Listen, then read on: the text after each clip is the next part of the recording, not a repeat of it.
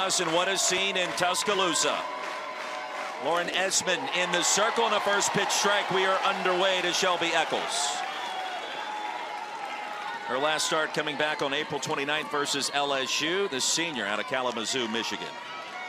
And Esmond, she's very composed and athletic. She's going to throw that curve rise combo, but she does love to use her changeup, and she's going to throw it early, and she's going to throw it often. Cameron Ellison calling balls and strikes behind home plate this afternoon. It's already been an eventful day around the country. We've seen South Carolina beat Florida State already in Tallahassee. Grounded over to short. And Cahalan over to first, not in time, and a good start for the Blue Raiders. Infield hit for Shelby Eccles, and the leadoff batter aboard. I think when you have that hit in the 5-6 hole, she pinched up the middle a little bit. You got to be a little bit quicker than that, especially with their leadoff batter. And right out of the gate, Alicia, Lauren Esmond has to be careful with Laura Mueller. Showed you the numbers, 5 for 10. A rise ball stays high. It's 1-0. And what I really love about Mueller is she is fearless. She steps into the box each and every time, composed with poise. You can just see it, you can feel it here from the press box.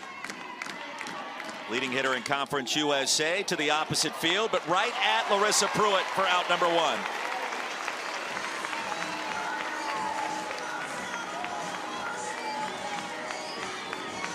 That is a big out by Esmond to get Laura Mueller to fly out to right field. She's one of the hottest hitters, the hottest hitter in the lineup. What's the adrenaline level like for you, the pulse rate, if you will, on a regional final Sunday? For these players, what are they feeling?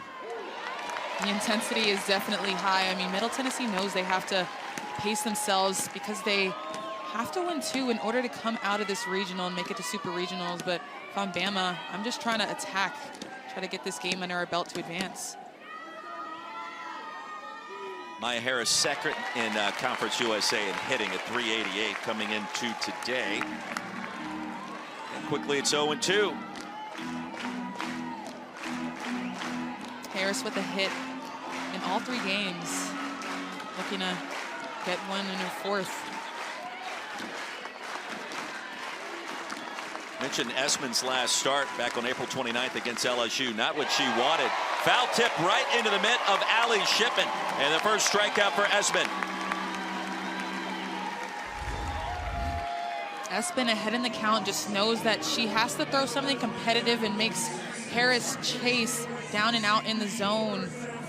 Such a spinny pitch. And she's going to use that curveball to her advantage today, especially with lefty on lefty matchups. 2 quick outs for Anise Harvey. We mentioned Esmond's last start. Just 2/3 of an inning, gave up 5 hits, 4 runs. It was LSU. With that coming back on April 29th. So her first start this month, as you see Harvey's numbers. And it's been the Jayla Torrance show for the most part this weekend for the Tide. Critical moments, off speed, 0-2. Esmond has battled back in a hurry after the leadoff single. A big moment for Esmond in this regional. Kind of prove that she has what it takes. I mean, we talked about Montana Fouts out, but able to produce.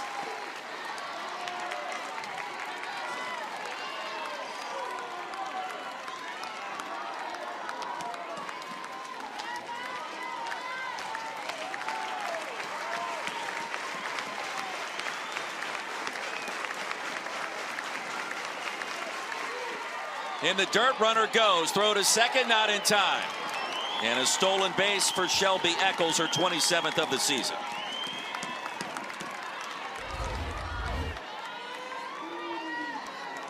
Down in the dirt. Eccles stealing the space to try to get in scoring position for Harvey right here. Back up the middle, that's a base hit. Charging is wide, a big turn at third. Here comes Eccles. Slid too early, but still safe.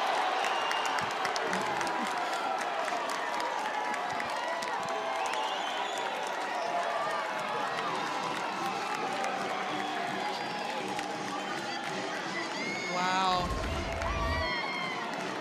Harvey just takes this pitch right back up the middle. White fields it cleanly.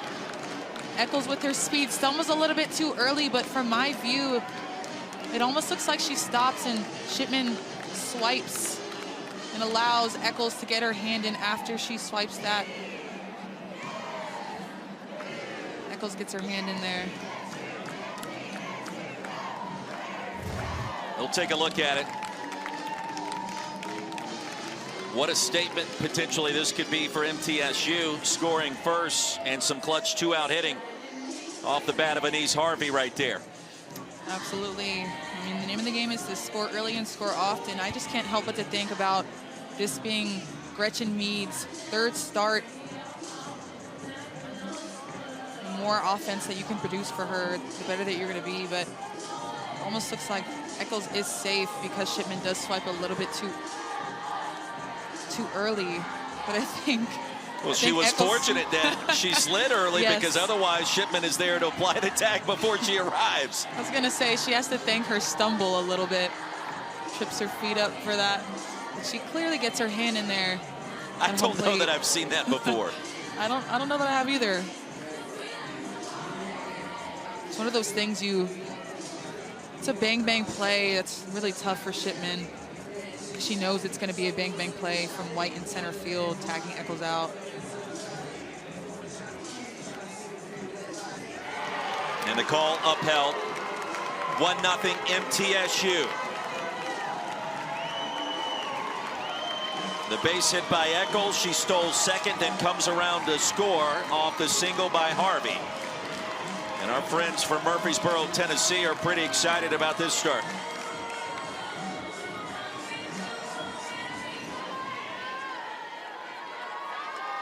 So it's going to be that kind of day. I think so, Roy. Garcia, first pitch foul. It's amazing. I mean, pitching's been the story this weekend. Of the 5 games before today, 4 have been shutouts. The other was the game played between these two yesterday. It was 12-5, but within that game, felt like there were several games played.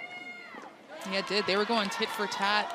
Middle Tennessee started off with a Mueller home run in the first and a Blevins home run in the second, back-to-back scoring innings, and then Bama just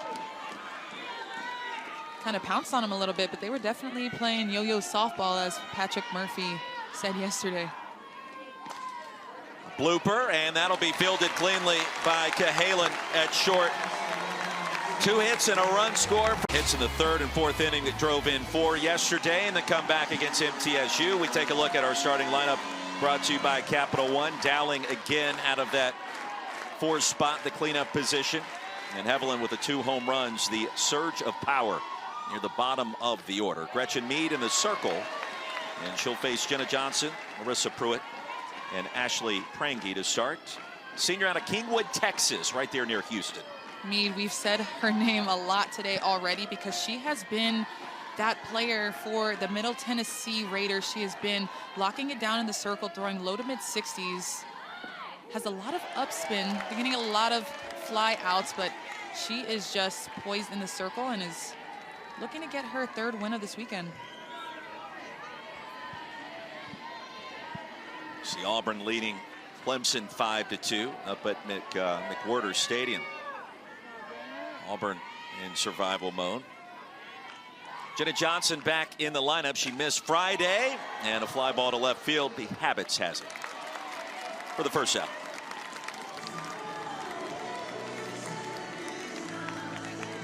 I feel like after that first out, you could finally exhale when you're facing an Alabama, but really in this big moment, you're in the regional championship. This is a really big moment for the Middle Tennessee Raiders.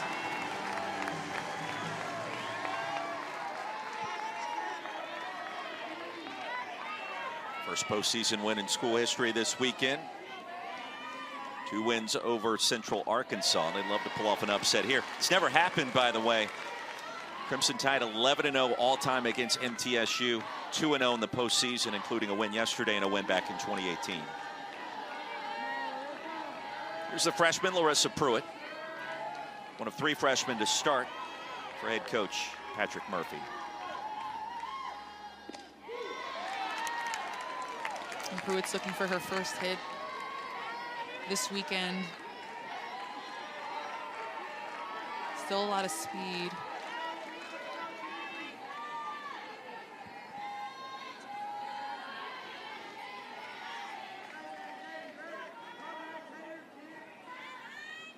Pruitt's second team All-SEC, and a fly ball to right. Harris underneath for out 2. Crimson Tide go back to 05 this round of the NCAA tournament. Nobody, literally no one, has been better with that winning percentage approaching .95 and 16 appearances in the Supers. And even surpassing current dynasty run made by Oklahoma. Sooners are in search of a three-peat this year. And tell you what, you talk with Coach Murph, the sellout crowds, the season ticket holders, the environment here. National championship back in 2012, a lot of pride, understandably so, in the heart of the SEC, and with this fan base that is relentless protecting its home field advantage.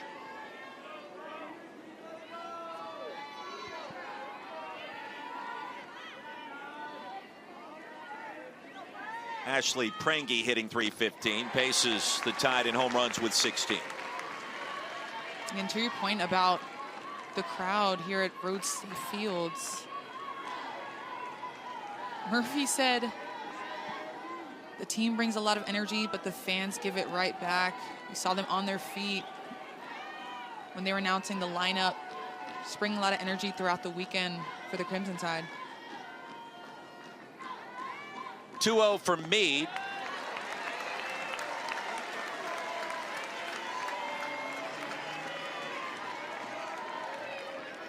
Prangy with her power. This early, you giving her the green light? I don't see why not. But at this point, you just want base runners.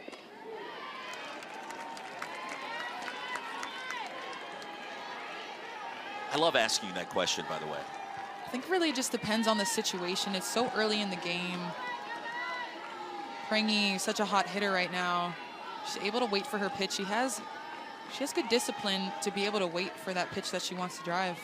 It did a home run this weekend. How about a line drive and a shot to the gap all the way to the wall, and a 2-out stand-up double for the senior Ashley Prangy. That'll be her 8th of the season.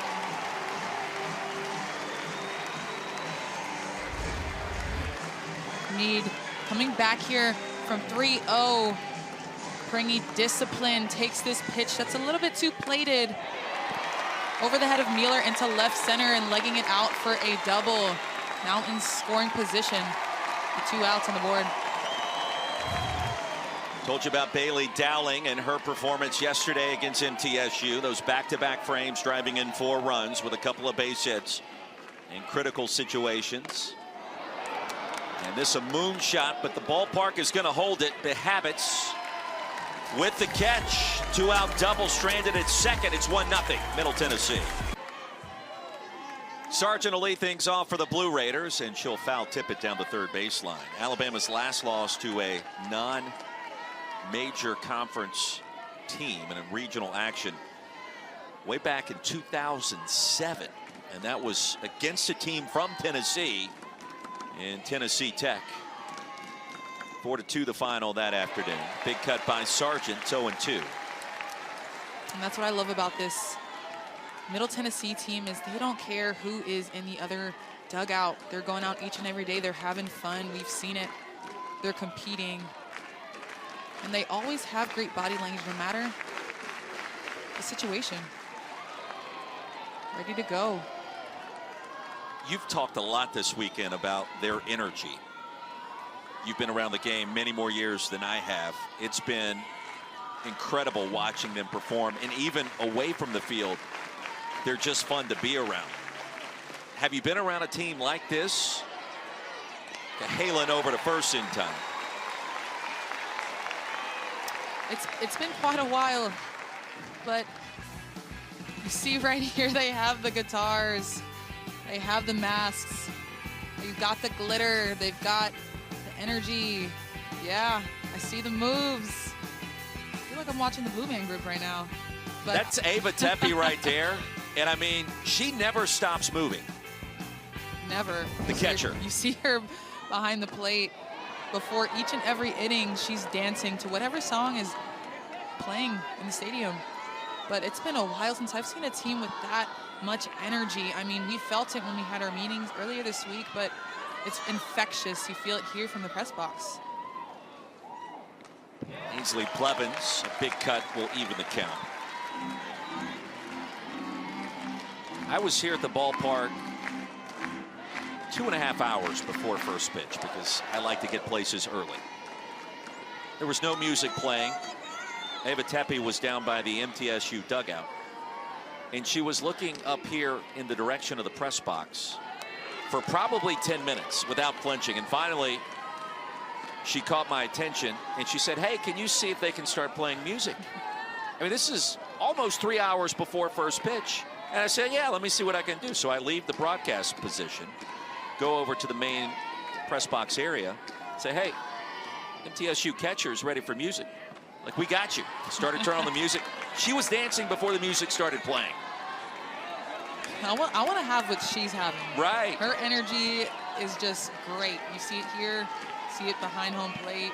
In between pitches, she's even dancing.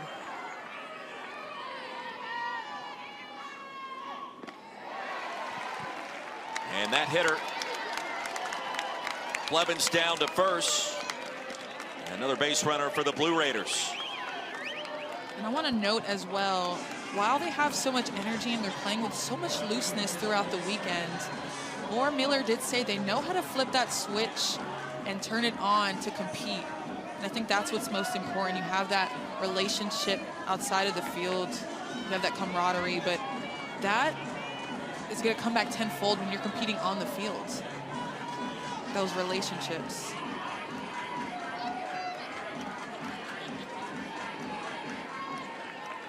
Here in the regional final, Alabama is yet to lose the Tuscaloosa Regional. Even with the loss in this game, Crimson Tide will get one more to advance to the Supers. Translation, work cut out for Middle Tennessee, but a good start for the team from Conference USA.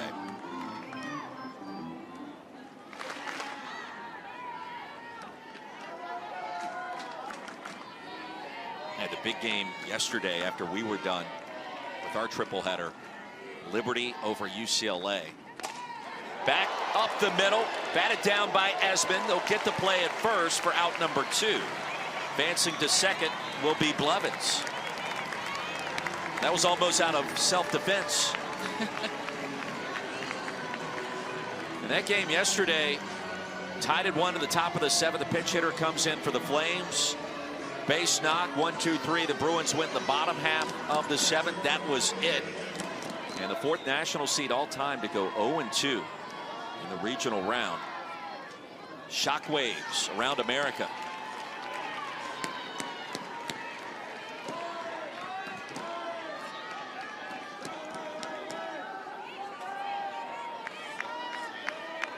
And here's Dance Party USA in the box. Ava Tepe. And that hitter. Oh, they're going to say, was that off the bat? Tepe sold it well. And she did. You know, that one hit the handle. That one wasn't necessarily hard to see, but she has gotten hit by a few pitches this weekend. So not uncharacteristic for her to stay in the box when a pitch is coming at her. Serve foul, it's 1-2. How to utilize the rule book, right? To be able to use it to get on base. She's 0 for 4. Looking for her first hit to score. Runners in scoring position.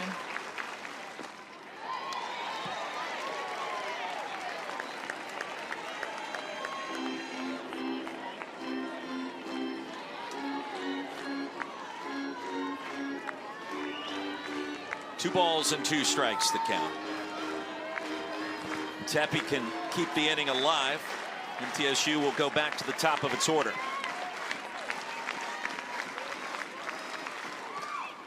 Popped it up. Broadfoot. Blue Raiders strand a runner at second. Bottom of the second coming up. Allie Shipman will lead things off 5, 6, and 7. Alicia, you mentioned to me during that break, Meade has to be careful with 3 fly ball outs already, and you consider the power coming even at the bottom of the Crimson Tide lineup.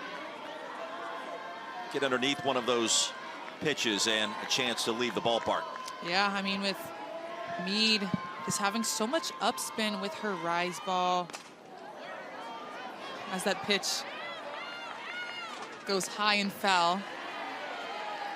Yeah, Meade has to be careful with those pitches.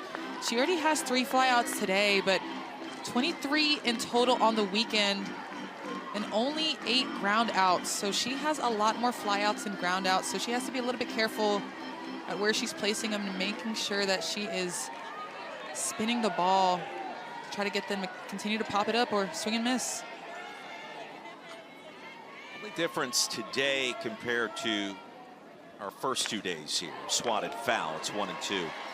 The wind not as big of a factor. Now we saw at times where it was blowing straight out to right field, and we saw a shot that entered the jet stream right down that right field line that we thought would be easily caught well short of the track.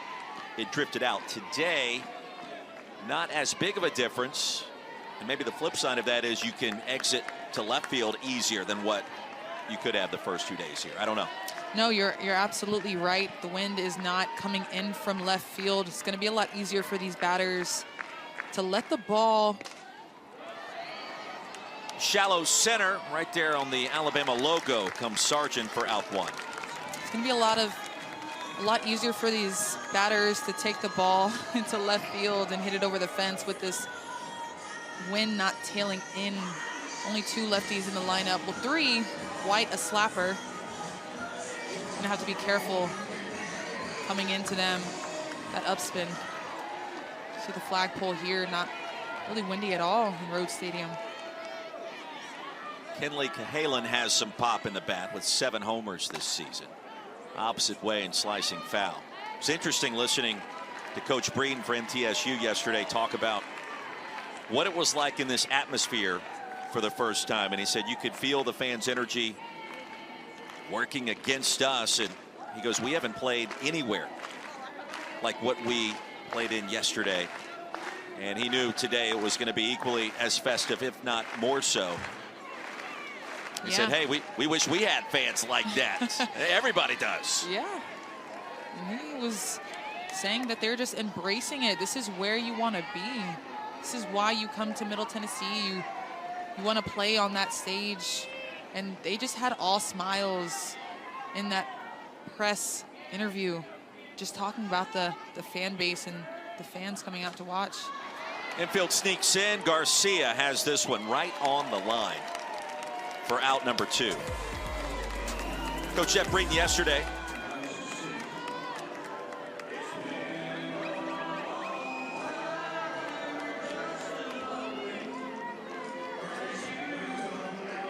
Year number 11 for him at Middle Tennessee. Second Conference USA championship this year. They were built for this moment. They were built for pressure-packed situations with all those 1-run games this year and in the CUSA tournament. Played in 5 of those contests to be exact. They were 4-1 in those games.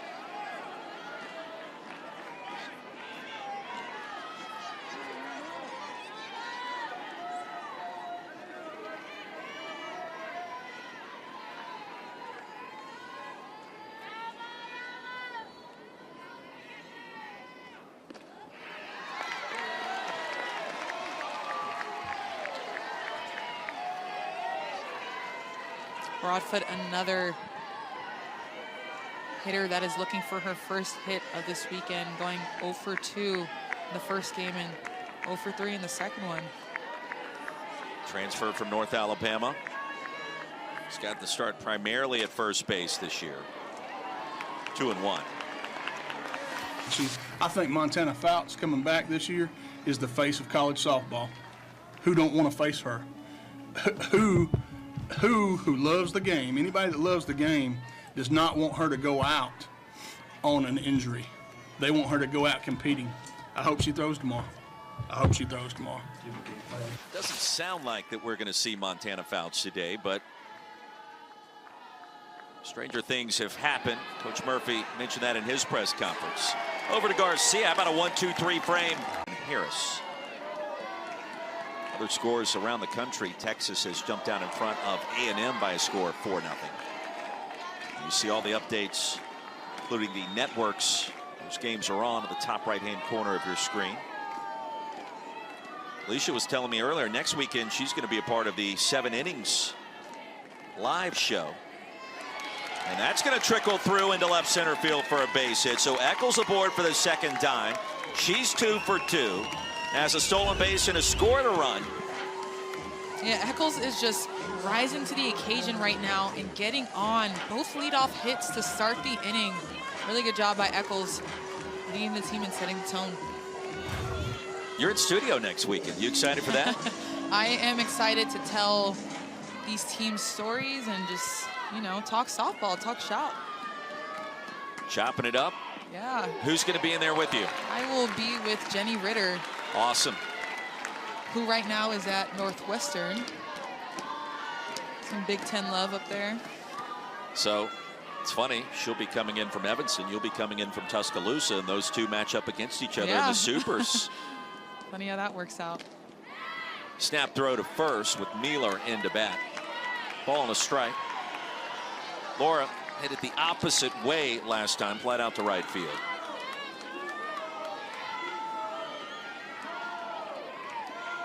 Like her teammate, her catcher, Ava Tepe, Laura Mealer has not stopped moving this weekend. High and tight, it's ball 2.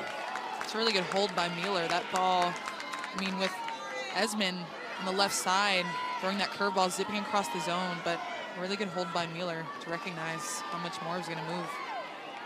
Oregon leading Arkansas by a score of 4-1. Ducks upset the Razorbacks yesterday. 3-1 the count.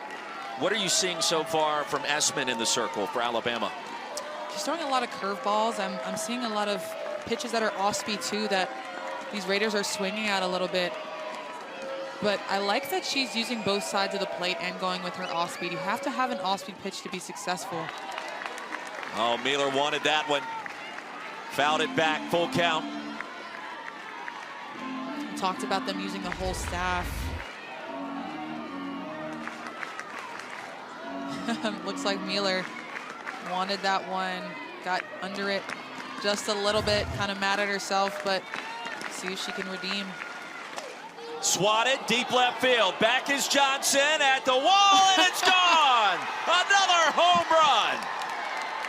And she does redeem herself.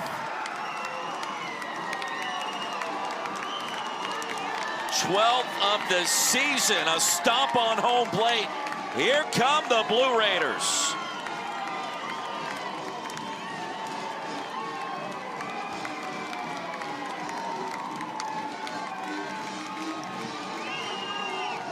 We talked about Eccles rising to the challenge. Laura Mealer not getting all of the pitch before, really wanting it, but getting her barrel behind this next pitch that's a little bit too plated by Esmond, but getting all of it and sending it flying to get 2 RBIs. And now putting the Raiders up 3-0. She's on fire right now. Third home run in the regional. And Harris sends this one in fair territory. Digging for second. Here comes the throw. Not in time. 5 hits now for MTSU. No one out in the top of the third, and a dance party ensuing. 10th double of the season for Amaya Harris. Harris just takes this inside pitch and drives it down the line. I mean, she just knows her speed and knows that she can get to second base on that, turns the gas on, and and legs this one out. All smiles for Harris right now in second base. Are you surprised by what we're seeing here so far? No, we've talked about it already today, how they are fearless. They do not care who is in the other dugout, and they're going to go at it and know what they can do, what they can produce, stay loose, and go at them. And that's exactly what they're doing, right? The name of the game, score early, score often, and they have taken that to heart. Harris in scoring position, and East Harvey had a clutch 2-out RBI back in the first.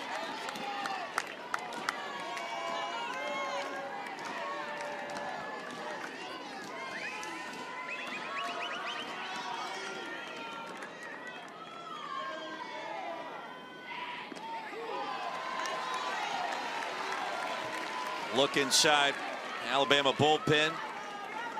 Double barrel action with Torrance and Salter.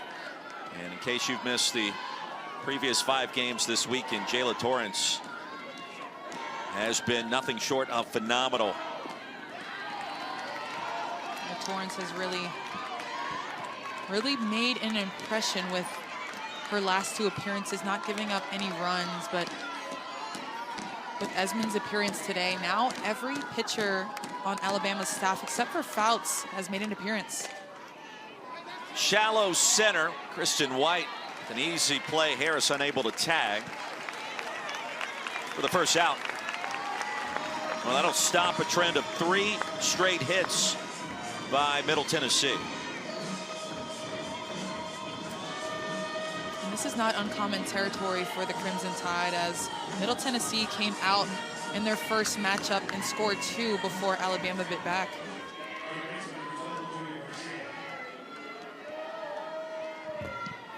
Here's Garcia, the Empire State native. You heard the music, and there's the strike from Esmond.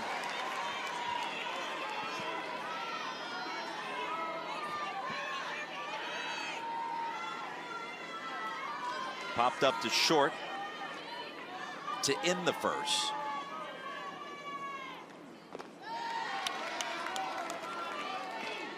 Well, this weekend we have not seen Montana Fouts. That was a big story coming in after the hyperextension of the left leg, the SEC tournament against Arkansas almost 10 days ago now.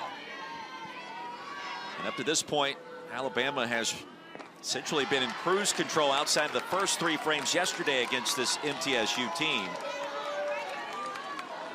You wonder, potentially, just looking ahead and getting way ahead of ourselves, what a Game 7 potentially, use that word again, look like.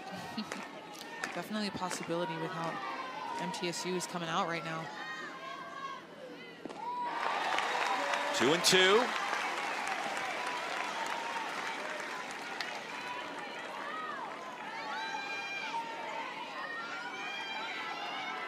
Esmond so far with 2 strikes has given up 3 hits. A couple of singles and that home run by Mueller. And chop foul. You got to be able to close the door when you have 2 strikes. Doesn't have a lot of wiggle room right now with having 2 balls as well, but she throws her changeup and uses that off-speed pitch.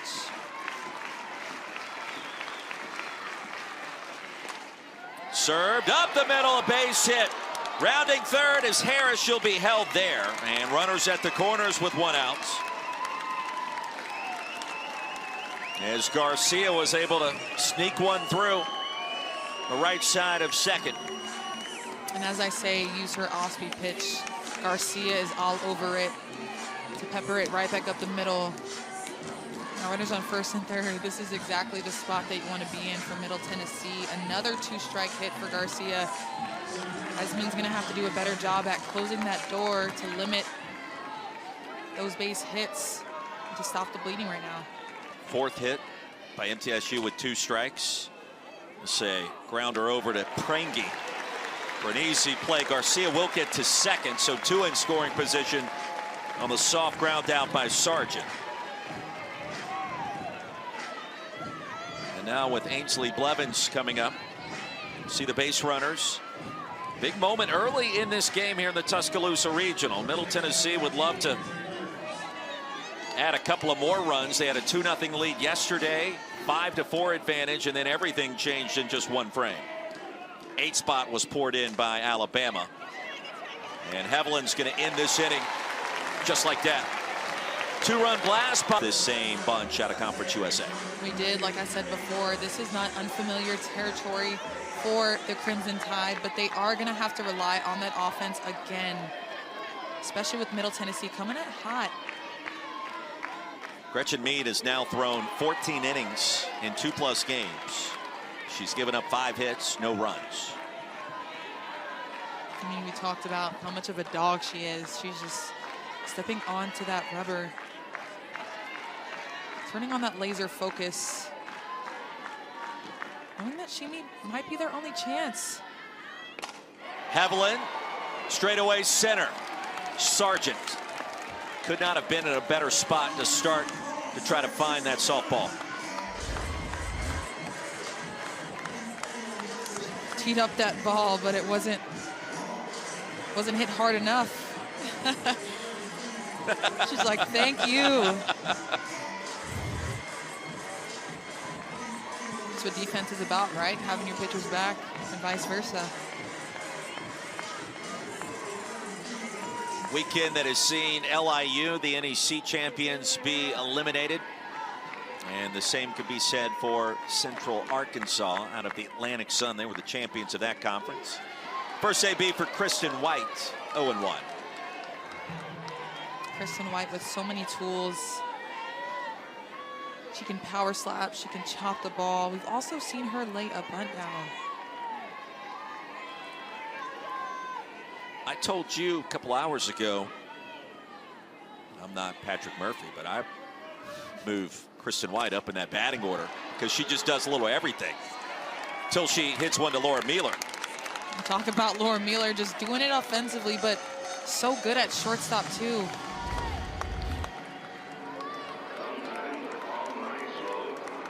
Just gets behind this one. White is not fast enough to beat the throw of Mueller. You see the energy from her teammates. Making some big plays.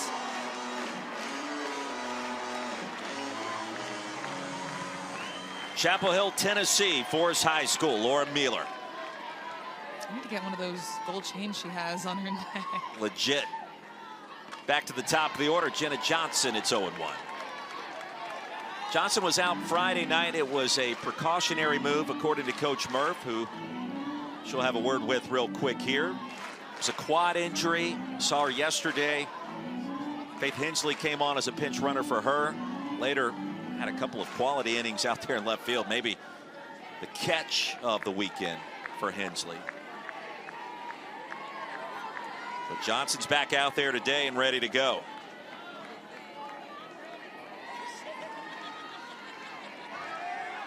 She told us this week, national narrative of Alabama seated too high.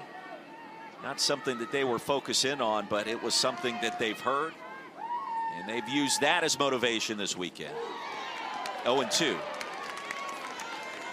It's only right you do. You see that, you hear what people are saying. Yeah, you want to tune it out, but also use it as motivation to show the country what Alabama softball is about and why they're the number 5 seed.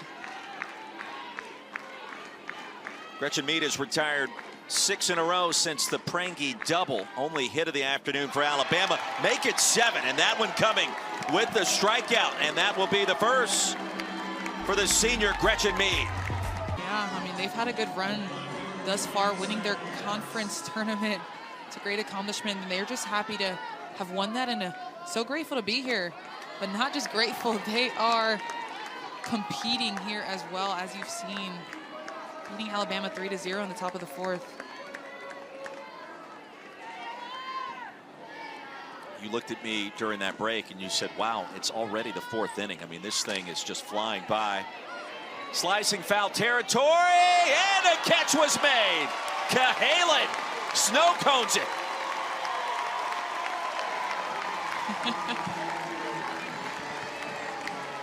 And the crowd is on their feet for Cahalan as she has to run a long distance to catch this ball nearing the warning track.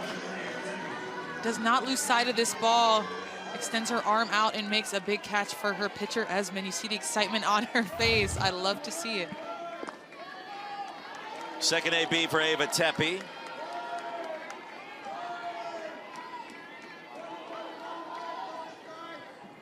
Play like that can generate momentum out of nowhere, even on offense, right in the next frame. Tepe will send this one to right field, and Pruitt records the catch for out number 2. Absolutely. I think anytime your pitcher sees your defense working and you're making those big plays and putting it out on the line, Esmond can see that. Want to work harder for her defenders, but it also fires up the rest of the group to want to go in and make things shake on offense to be able to come back and win this game. I think the biggest word for that is compete, and Cahalan just competed with that catch in foul territory. She's so impressive. She is a freshman that came in through the middle of the year. You don't see that often. Coming to be the starting shortstop, I think just speaks volumes to how she competes and what she means to Alabama softball. Change up makes it a ball and a strike.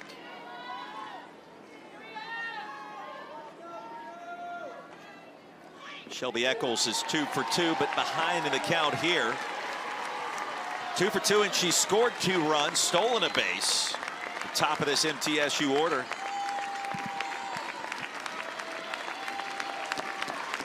She's really been the catalyst, like you said, for the top.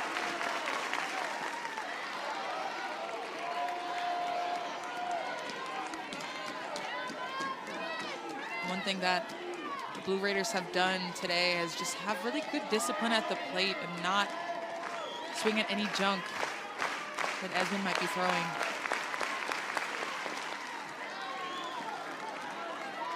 Junk is different from the pitcher's pitch. I say junk, and I mean those close pitches. Pitcher's pitch. So pitcher's pitch equals junk. Not necessarily. I say junk, and just the broad term of balls, really. But Esmond's still throwing a good game. But Middle Tennessee's discipline is just. It's softly to Pranky. Should be an easy play, and it is. Esmond puts him down in. Coach, so far so good. What's the message down there in the dugout to your team with this lead? You know, just keep putting your foot to the pedal, and let's just keep pouring on the gas, because it's never enough when you're playing somebody as good as Alabama. We got to continue to score. And you are doing that.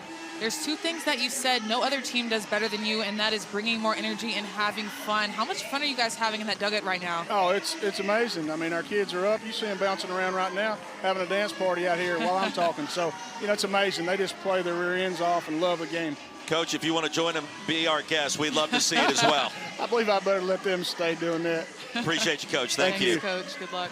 Jeff Breeden, Conference USA champions. I bet Coach could break it down. I'm sure he's got some He was moves. sandbagging us there a little bit. Yeah.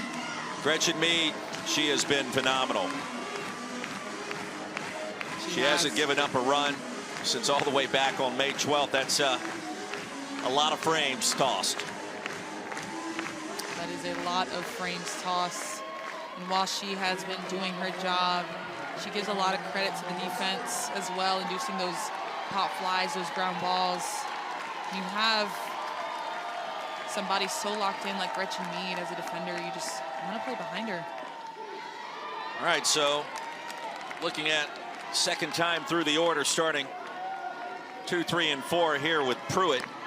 Your approach, how would it change after seeing what Gretchen Mead has done not only today but this entire weekend, Alicia? I'm just trying to hit good pitches. I mean, she's throwing a lot of pitches up in the zone, throwing that changeup. So just try to get my barrel behind something through the zone. She's throwing like I said, a lot of upspin. You have a lot of flyouts from her. So if you're going to swing at that pitch, you're going to have to even out your barrel because the power is there.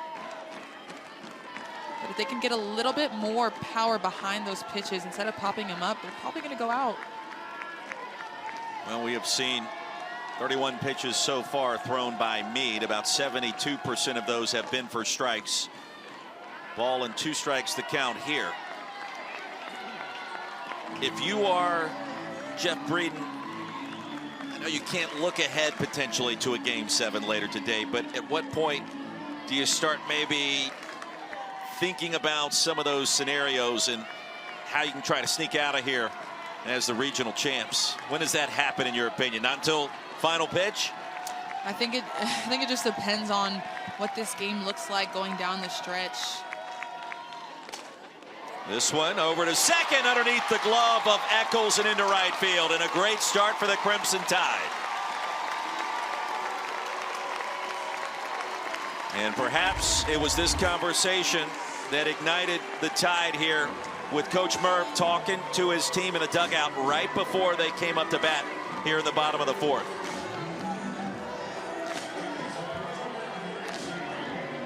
Coach Murphy's. It's action-packed. It's adrenaline-filled.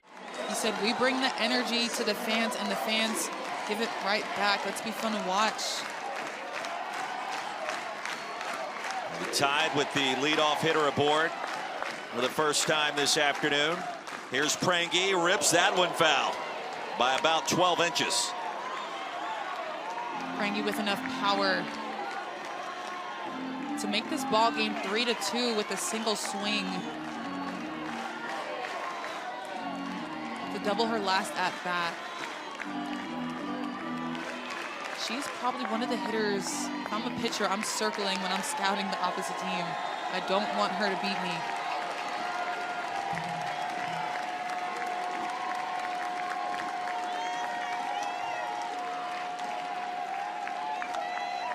Doubled her first plate appearance. Turned on that one a bit too quickly. Again, it's 0-2.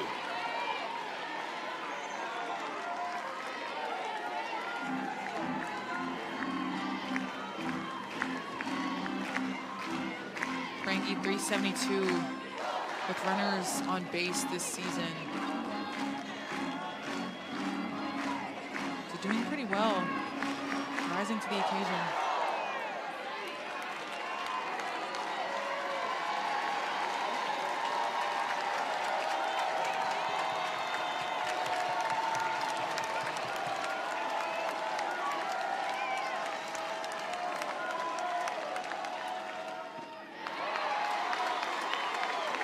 One and two.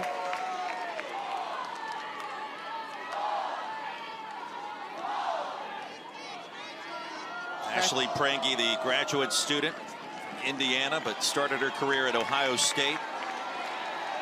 2 times she's been first team all SEC, second team all Big Ten with the Buckeyes. To the gap. That's going to get down. That'll get to the wall. Headed for third is Pruitt. And Prangy standing at second base, and the Crimson Tide are in business. 2 in scoring position for. Dowling drove in 4 yesterday. Has 5 RBIs here in Tuscaloosa in the regional this weekend. 0-1.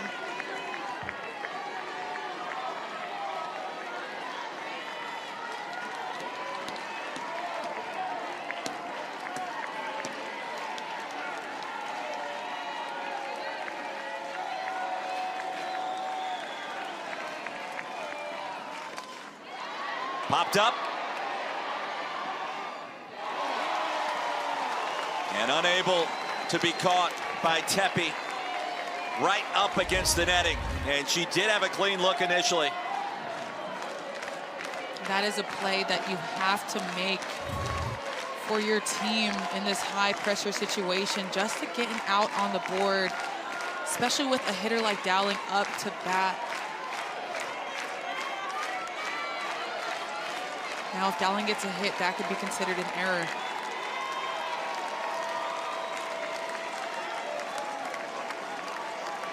Prangy at second, Pruitt at third. The 0-2 to Dowling. Soft liner right to Mealer for out number 1. And that's exactly what Gretchen Mead needed right there.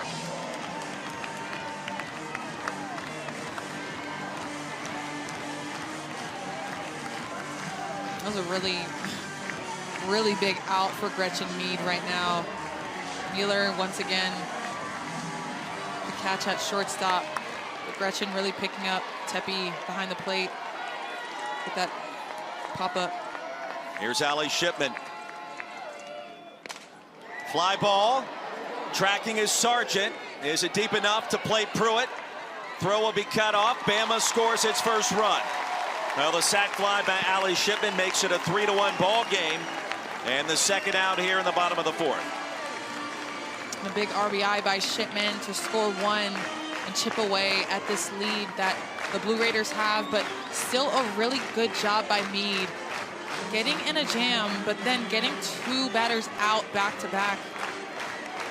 So now 2 outs with 1 runner on second base, looking to get their last of the inning. Kenley Cahalan, 288 on the season. And Meade, perhaps with new life, fires a first pitch strike.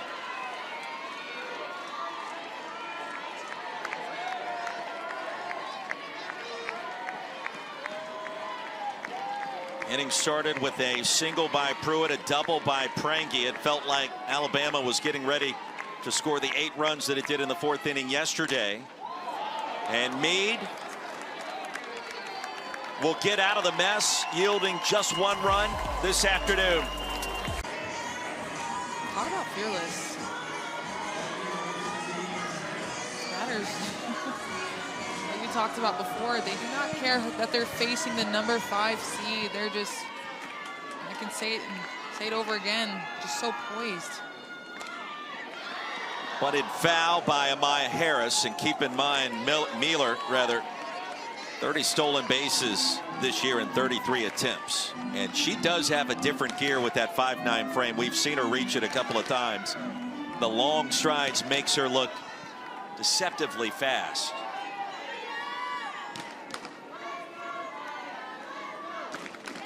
Harris will try to get her over to second base. 3 of 5 frames already. MTSU has had leadoff batter aboard, and that has led to 2 of their 3 runs.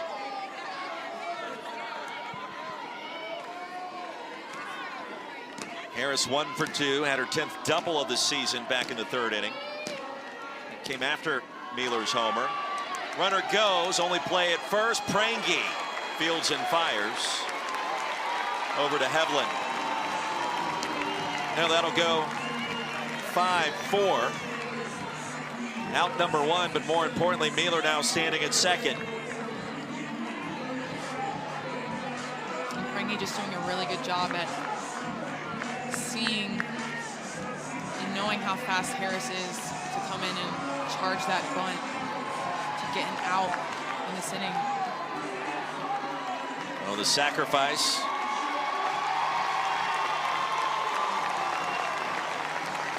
And did she leave the base early? Tough look. Not able to see it here. Or maybe it was out the box. Regardless, there's 2 outs and Mueller is back in the dugout. If that was the call, it would have been the second time Mueller was called out this weekend for leaving early on a pitch or on a catch to advance. All right, so it's the first out. Scoreboard was showing incorrectly. Harris remains in to bat. A ball and 2 strikes, the count. The runner left early from first base. Now, there was a big play yesterday where Mueller was called out for leaving early second on a fly ball to center. We went back and looked at it. She did leave early. That's a good call this time.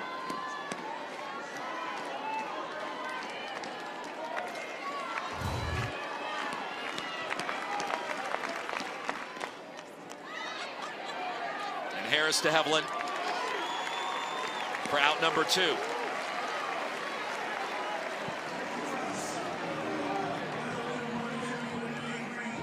That has the potential to be a momentum killer. But it was a really close call. over there at first base, I think.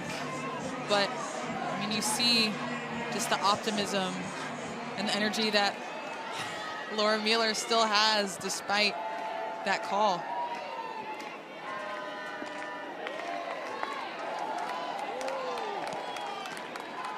So Gretchen Mead gives up her first run of the weekend in an inning where it felt like Alabama was just going to start rolling the way that Alabama has at times this year. Mueller gets the leadoff batter aboard, and then after leaving first base early, Blue Raiders are retired. Umpires calling her out at first base. Broadfoot, Hevelin, and White. 7, 8, and 9 for the Crimson Tide. Mead remains in the circle. And officially, runner leaving early. That is a delayed dead ball. The defense is given the choice of the result of the play or the runner being designated out, which obviously is what Alabama elected for.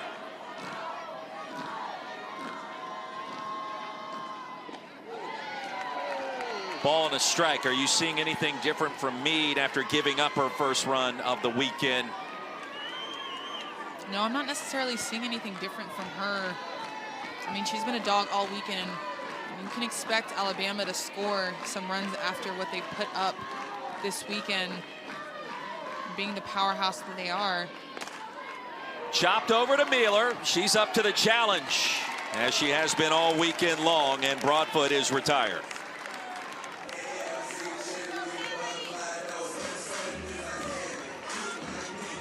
The play yesterday, she was ruled for leaving early from second, going to third, as we told you about, and no impact in the rest of her afternoon whatsoever. And in fact, the replay suggested that she did not leave early. A very close play. Different scenario today, but of course the ball finds her right away on defense. It does. Funny how the game works sometimes. Here's Callie Hevelin.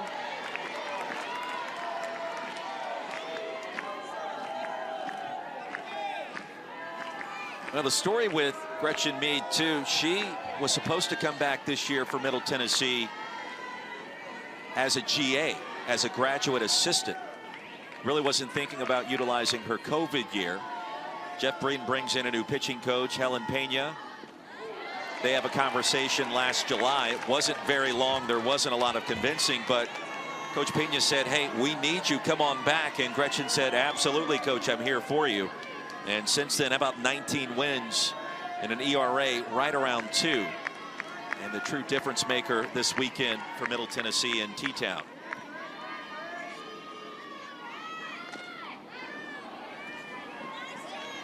We actually got to speak with Laura Mueller after her games yesterday. She said she don't know what she would have done without Mead coming back. Kind of insinuated that she was a mess after finding out Gretchen wasn't coming back, so she is extremely happy to have Gretchen Mead back in the circle.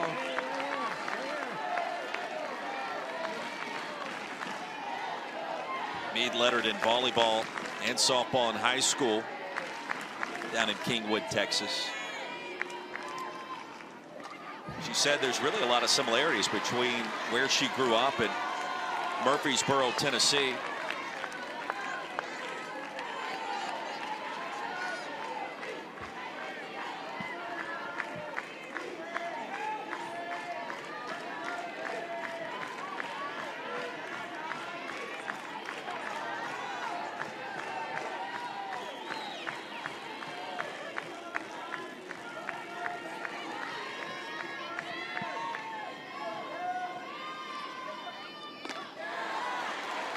Two and two.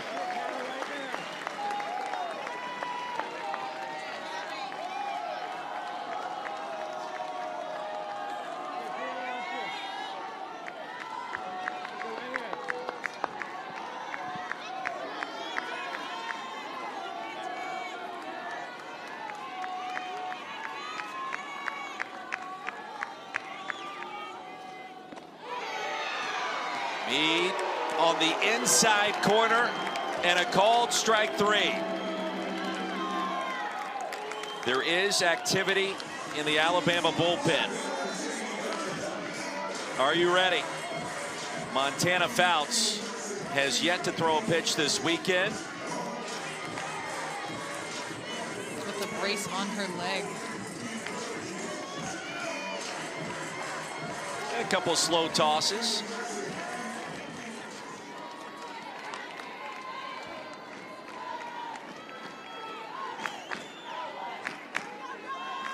Here's Kristen White. And that hit her.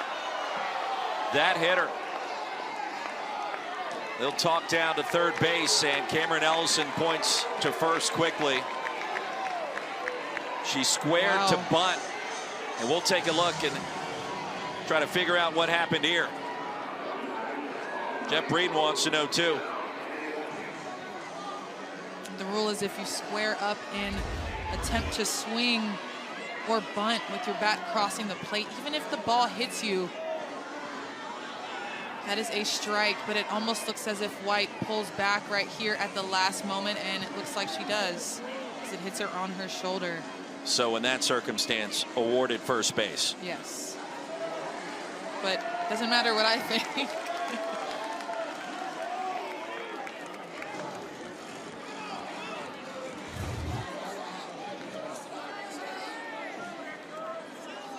And they'll take a look at it. And it will come down to that ruling, because there is no question the ball hit her on the arm.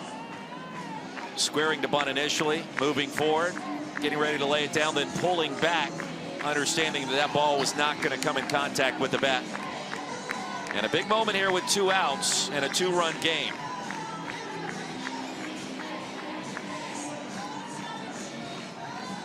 And that is her left shoulder. She is a true lefty.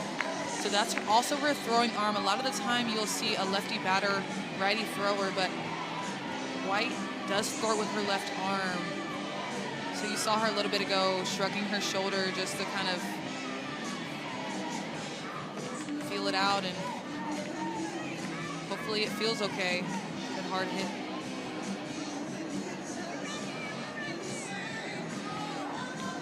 But in your mind, Alicia, the fact that she pulled back means everything in this sequence on the softball as it comes in and clips her on the arm. Yes. It's either she kept the bat out or she pulled it back.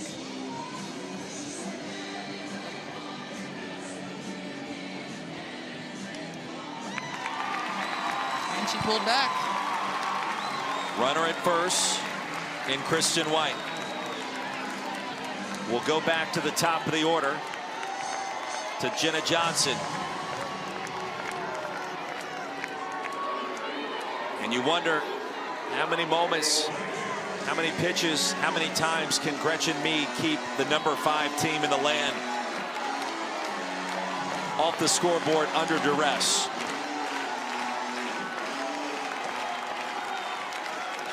Guess we're about to find out. Johnson's 0 for 2.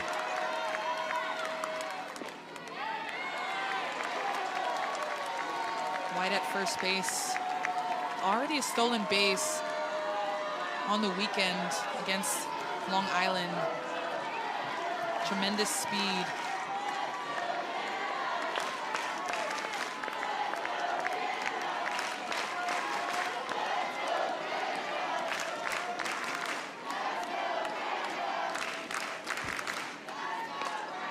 Down the left field line and just foul. Saw everybody in the stadium get to their feet just to see that ball. And by the time it landed, White was already rounding third. Yeah. I mean, her speed is incredible. We talked about Harris's speed, but White also has so much speed. You see her over there with the sliding mitt, grabbing her shoulder. And you see with 2 outs, what Alabama has done in their first 2 games versus today.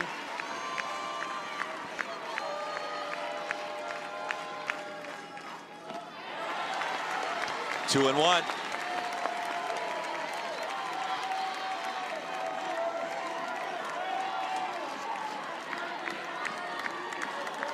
Yeah, Gretchen Mead has done a great job in the circle, It's not a question of does she have mental toughness. She has thrown a lot of innings. So you think about that fatigue that might set in. 2-2. In the zone on the inside part of the plate.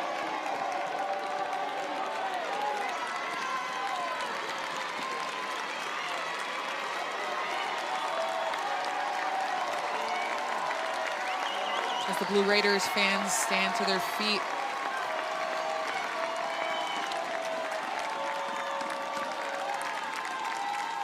Meade deals. Golf to left field. Behabits retreats for out number 3.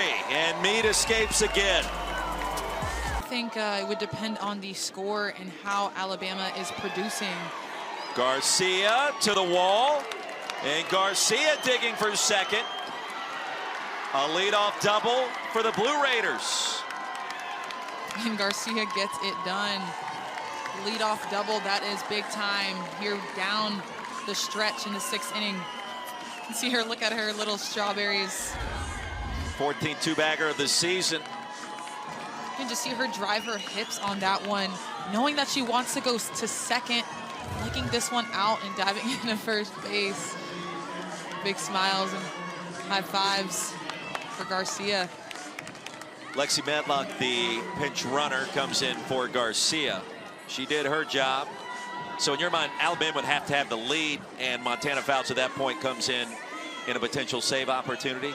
Yeah, a potential save opportunity, and that's if he wants to give her a little bit of burn playing time before they head into super regionals. If they're winning, doesn't make sense to throw her if they're down, especially if they have another game. My next question would be game 7. These two square off again later. You wonder what that would look like for number 14 in Crimson. Bunted beautifully down the third baseline. That'll move the runner over to third. And Shelby Sargent, known for her doubles in the Conference USA tournament. A brilliant sacrifice to put Medlock at third base. Yeah, really good bunt to move the runner, like you said. Kind of tails a little bit, but she holds on to it and gets that first out of the inning, but not before. Blue Raiders get a runner on third base. Well, if you're Patrick Murphy, you want to keep MTSU right where it is. A second out imperative in doing so with Ainsley Blevins, who we've seen leave the ballpark already this weekend. And Jeff Breeden talking things over with his team. I want to touch a little bit more on that Montana Fouts conversation. They might consider putting her in the ball game at some point. Like I said, first game if they're up, just to solidify the win. And even in the second game, I'm not really sure they'd want to use Montana Fouts just to preserve her leg and her energy right now. When you look back at what Torrance has done, she has already pitched against Middle Tennessee, throwing 4.2 innings with only 1 hit, 2 walks, and 4 strikeouts. So again, with 2 Torrance appearances, she has shut them down, and I would bank on her to finish out game 7 if need be. Torrance not getting loose in the Alabama bullpen. Here's Blevins. Ball and no strikes to count with Medlock at third base. Here in the top of the 6th inning, it's starting to get late. Middle Tennessee needs 2 wins, and they may get another run here. That's going to drop. Medlock had to wait for it. She scores easily. 4-1 MTSU. And the Blue Raiders starting to sense they've got something cooking here today. I love this energy and this excitement from the fans. They are just coming up in clutch situations and getting it done. Esmond, this pitch is a curveball that's left a little bit too much over the plate. She's able to get a base hit off of that and score a run for the Blue Raiders, now up 4-1, extending their lead.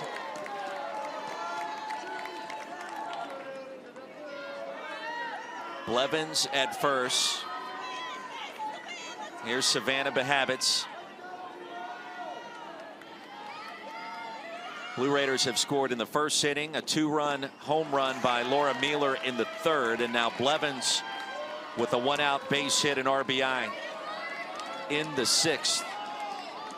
Well, the 3rd time a leadoff runner has come around to score for MTSU today. They have made those critical ABs count.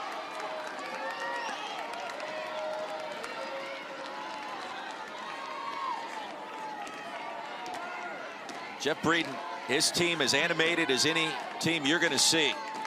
They'll talk to you, they'll dance, they have something to say, it seems like, between every single pitch. But Coach offers a different mentality out there. I don't know if that's by design, but it all seems to mesh together beautifully. Yeah, kind of stone face right there, but an awesome conversation with him earlier this week. He kind of lets them be them, and I think when you allow your team to be themselves, they feel like they can shine. I know from my experience, and they are definitely being themselves and showing personality, and I love that. I love to see it. They've been really fun to watch and call all weekend. Activate, pray, drive. Their mantra. It's on the t-shirts. The Habits will send that one over the net and foul. Full count. 83 pitches in for Lauren Essman.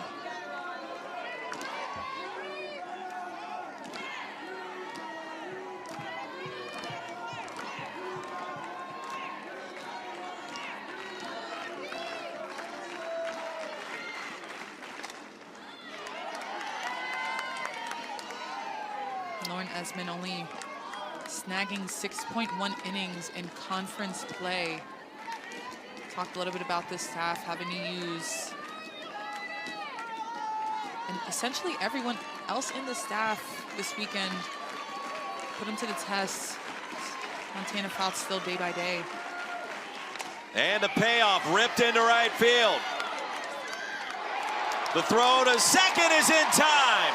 Blevins had to wait on it. She wasn't sure if that was going to be caught or not.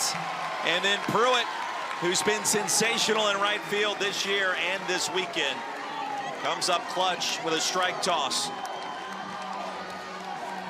A big momentum stopper by Pruitt. We've seen it all weekend. She's made diving grabs. Here she's made a great throw to get the lead runner out and shift the momentum here.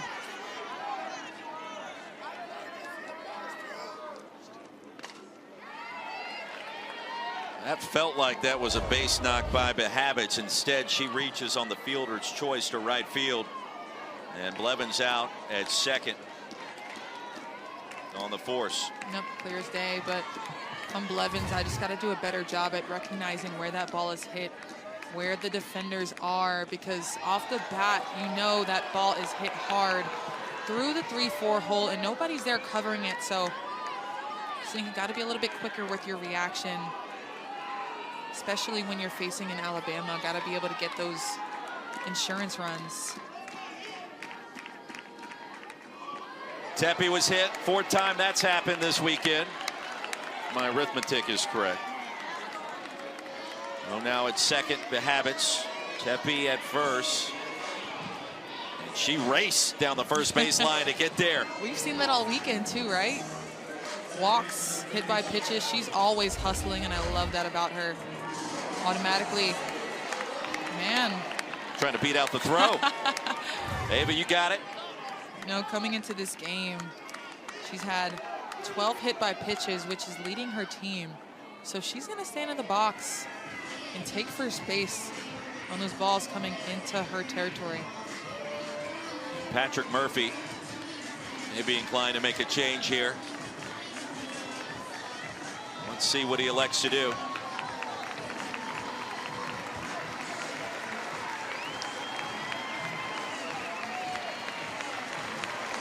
Essman's afternoon is done. We'll tell you about the new Crimson Tide pitcher coming up.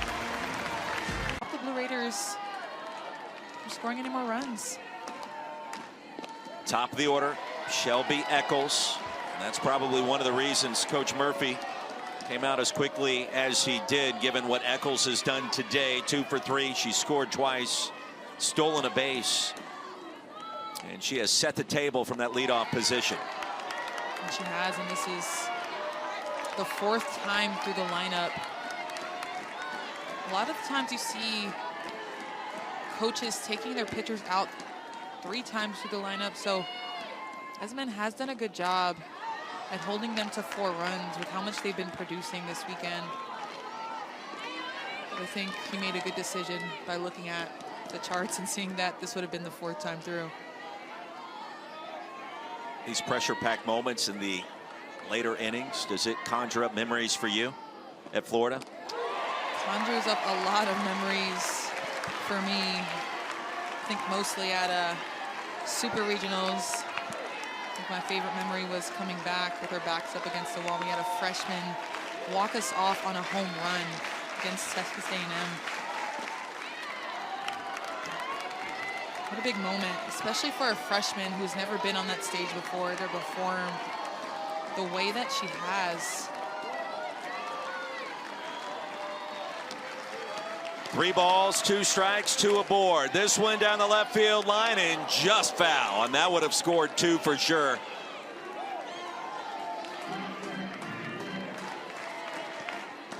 Man, Eccles is seeing the ball really well today. Grabbing 2 singles, grounding out to Prangy. A full count with 2 outs. Runners on 1st and 2nd. They are going on the pitch. There they go. There's the pitch. Inside for ball 4. The bases are loaded, and guess who's coming into bat?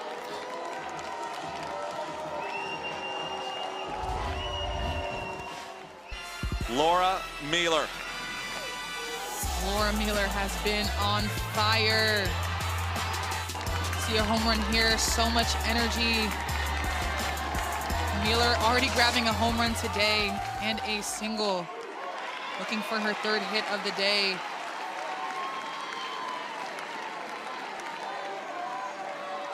Two for 3, the 2-run homer. A chance to break this game wide open. Shipman grabbed it in the dirt. 1-1. Behabits at 3rd, Tepe at 2nd, Eccles at 1st. Salter in out of the bullpen. Mueller offered. It's 1-2. See, if I'm Salter, I'm throwing that pitch again. I have some room to work with. I have count leverage. Mueller just swung at that changeup, so I might just try to throw it again. Chopper to short. Cahalan. In time. Blue Raiders add a run. They lead Alabama by a score of 4-1. And then being injured. It's really tough to play. She's in hard pain. to get out there. She's in pain. She's trying to mosey on her way through this. Like you said, it does show mental toughness to get back out there and play for her team. Pruitt will lead things off. She'll take low for ball 1 from Gretchen Mead. It'll be Pruitt, Prangy, and Dowling, 2, 3, and 4. And the time is now for the Alabama Crimson Tide. As a player, do you notice when an infielder is struggling like that? Is that something you think about when you're up to bat? No. Up to bat, I mean, obviously there's things that you notice and there's things that you see. But I think at the end of the day, you're not focusing on the other team. You're trying to focus on what's internal and producing and taking every pitch as it is. But I see that as a hitter. I mean, I commend her to work through that pain and be able to get back out there knowing how much she means to Middle Tennessee. Alabama versus MTSU yesterday, trailed early 2-0. You see Pruitt's numbers. 4th inning, it was 5-4, and then all of a sudden, Blue Raiders could not find the strike zone. 5 walks, 8 runs scored. And it was all Bama Roll Tide after that.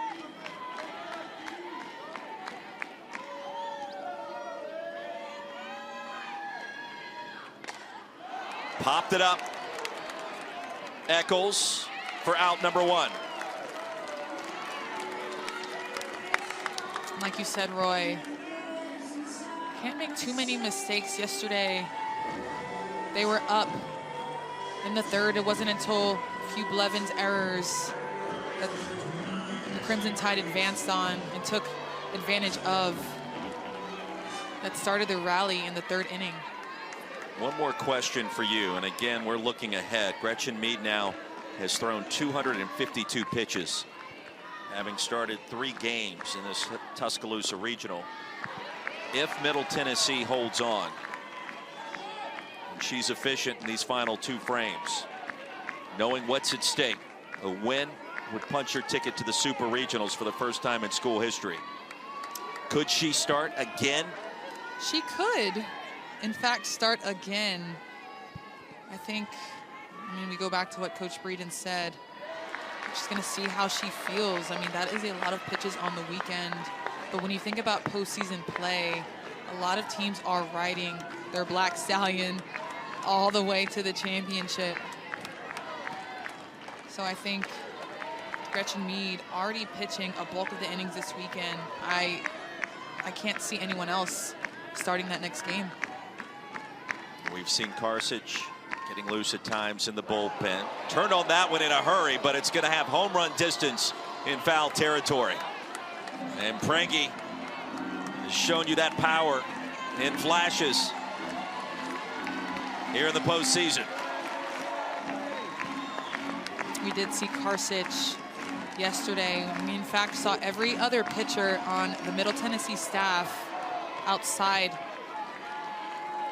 of Mead during their last outing.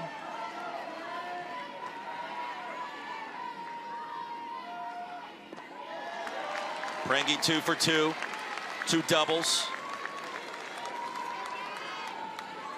Mead being careful, facing number 29. The thing about Ashley Prangy is she's 3-1 with the count right now, but she has Dowling behind her. So a lot of protection there. Fly ball, center field, Sargent, yes. Now she was talking with Harris, it felt like, in the 2 were close to getting tangled up, but the center fielder prevails. Really big out once again by Mead. Sargent out there being the sergeant of the outfield. Amaya allows her to call it off and make this catch. A little iffy, I must say, but they make the play. You can see her reaction here. I think I read the lips. Started with an oh my. Here's Dowling. Doesn't matter what it looks like, right? Got the job done. It's not how you drive, it's how you arrive. Yeah, that's a good one. Dowling's 0 for 2. Drove in 4 yesterday, has driven in 5 this weekend.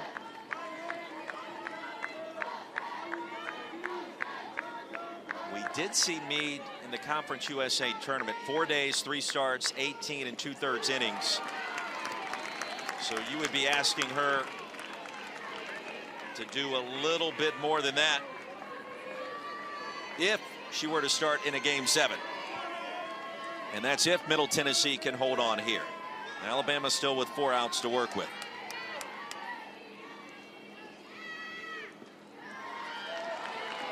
Well, I tell you, we talked a little bit about her mental toughness, just being able to put those innings on the board. But at what point does fatigue set in? When you're pitching that many innings, there are times where you're going to feel it. You're going to get tired, but that's when that mental toughness does come back in to get you to push through and fight.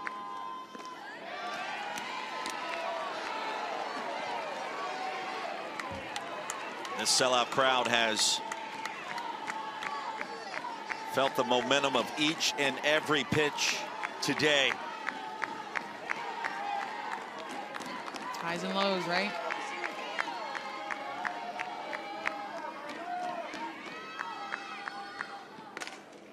To short, Mealer comes up with it off the back foot, heaves it across, not in time.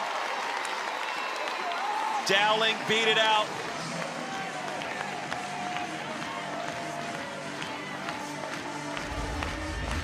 Mueller to her right for the backhand, plants her foot, maybe a little bit too many steps, but nonetheless a strong throw to first base, but not strong enough before Dowling secures first base for the single. And she knows it too. Still a great play. Tying run moves into the on-deck circle. 2 outs here in the bottom of the 6th. Hallie Shipman, the hitter, serves it center field. Sargent.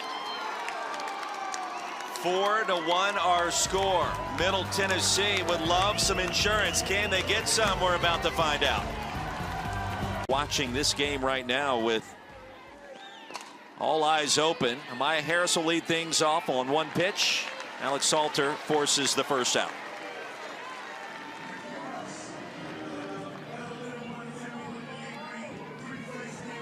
Blue Raiders are making their first appearance in the regional finals.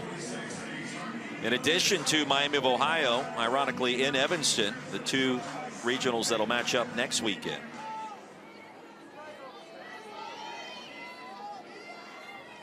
And a lot of questions potentially for a winner-take-all Game 7. Number 1, the health of Montana Fouts and her status. Could we see her in at some point? Number 2, the health, the starting shortstop for Middle Tennessee, and Laura Mueller. Just giving it everything she has after coming up gingerly off of first base just an inning ago. And last but not least, the pressure of that potential moment, considering what happened right here a year ago against Stanford. A lot of different factors in play right now. I think we talked a little bit about it last inning. When you talk about being hurt versus being injured, I think these 2 players are hurt. But can they come back on the field? That's a yes. Prangy up with it quickly for the 2nd out. And I say that only because Patrick Murphy has deemed Montana Fouts day-to-day. Did throw a bullpen a few days ago. Saw her warming up a little bit earlier. Unsure whether she will start the 2nd game. But we could potentially see her. Talk a little bit about Torrance having such a great outing this weekend with 2 appearances. So a lot of things up in the air right now. As good as Torrance has been, it would be hard to shy away from her in a winner-take-all Game 7, especially to start. She has left an impression with her career high 7 innings in their first outing against Central Arkansas. Excuse me, Long Island.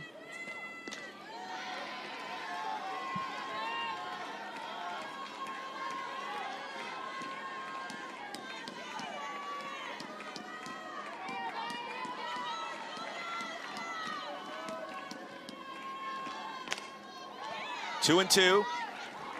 Middle Tennessee has not trailed in this game, having never beaten Alabama before. 1 in the first, 2 in the 3rd. Bama scored its only run in the 4th inning. Gretchen Mead, a big reason why. And then 1 more in the 6th. And here we are at 4-1. And Salter strikes out Garcia. A 1-2-3 top of the 7th. Middle Tennessee 3 outs away from advancing to a Game 7. Pitching all 6 innings, only giving up 4 hits, 1 earned run, no walks. So the command is elite. 2 strikeouts. So her defense has been working for her.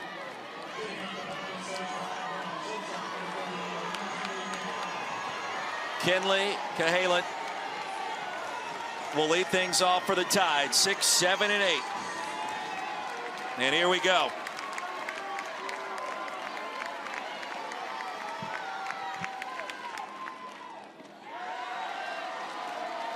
Down the stretch, we see a few fans on their feet to rally Alabama these last 3 outs. See the shakers. I was told they're not pom-poms. They are shakers here in the Rhodes Fields. Our trusted producer, Alex Siver, relaying the intel yesterday. This has been a tremendous crew all week long. Makes our job here in the booth that much easier, but most importantly, it just becomes fun. And it has been to watch these teams compete. Some for the first time, some long time history of regional appearances. To Mealer, up with it cleanly. One away.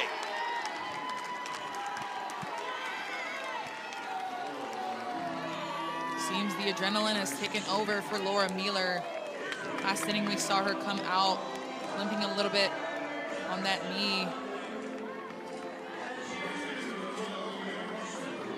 Sometimes when you feel a little tweak or something, that adrenaline just takes over and you're just out there playing softball, but I'm sure she'll feel it again after this game. Emma Broadfoot. 256 on the season, a rise ball high and tight. Emma's 0 for 2 today.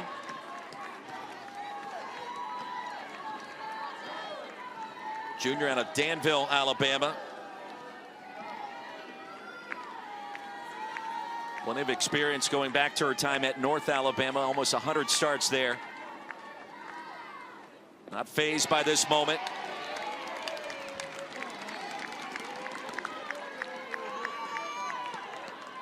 See her taking a deep breath. Just honing in and focusing, knowing that she plays a part in how this game could potentially end out. On the ground, and that was fouled. Oof. Never feels good to foul a ball off of your shin or your ankle. Ends up swelling, and you end up having kind of a swollen leg. Oh, right off the shin. Yeah, she'll feel that for the next 2 years. There's going to be a little bruise there. Yeah, you see it already forming, actually. And a knot. Counts as a strike. One of those things you have to push through for the rest of the at-bat. Tune it out. Up the middle, and it's a base hit. Alabama with life here in the bottom of the 7th. And she indeed tuned that out, bringing the fans to their feet. Broadfoot gets the single up the middle with 1 out to give the Crimson Tide a chance at coming back and chipping away. 5th hit of the game. Most assuredly, we're going to see a pinch runner here. And we will. Broadfoot got the job done. And Faith Hensley, first time we've seen her today. She was monumental part of Alabama's win against MTSU yesterday. And here's Hevelin.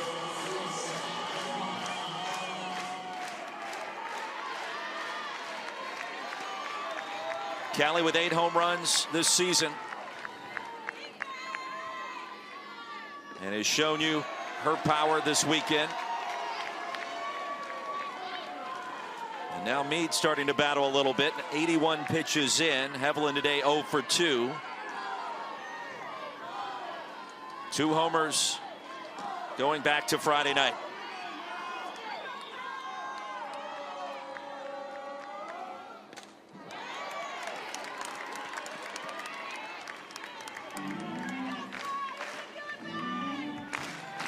Trying to figure out if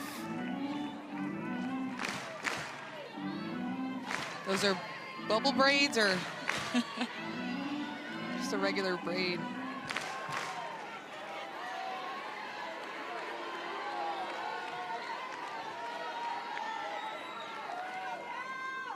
Meade delivers the 1-1.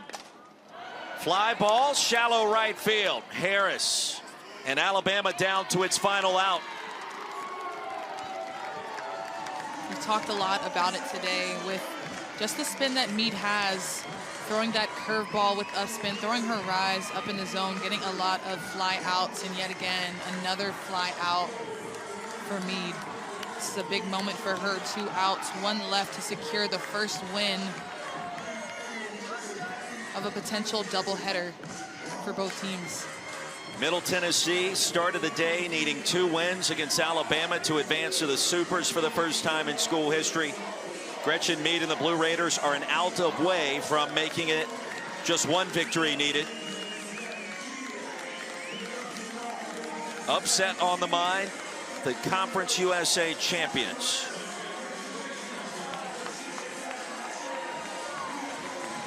And Kristen White has been incredible this weekend.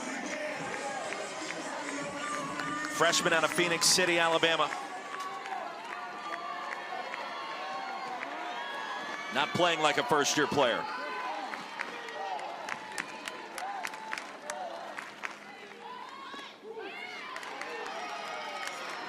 Oh, and 1.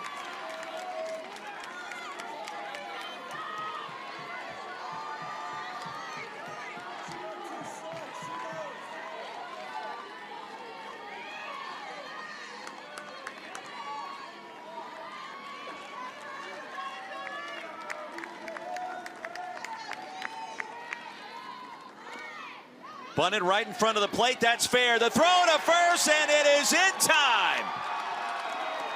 Middle Tennessee, its first win ever against Alabama. And the victory forces a Game 7 here in the Tuscaloosa Regional.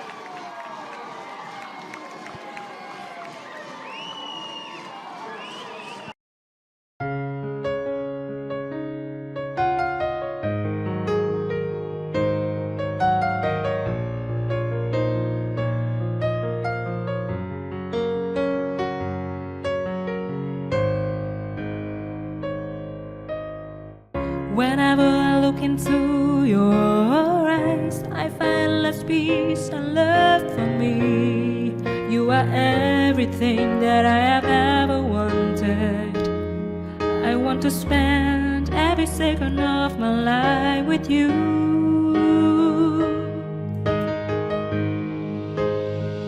I don't know if some kind of a magical agreeing with you. So the joy effect that I have turned us away. So did the effect on your smile on me in my life. Baby, you are and will remain mine forever and ever.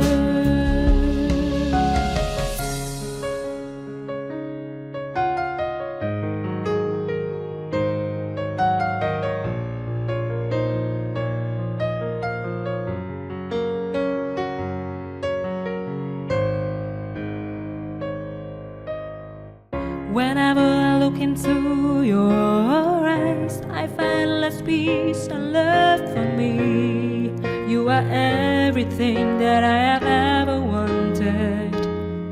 I want to spend every second of my life with you.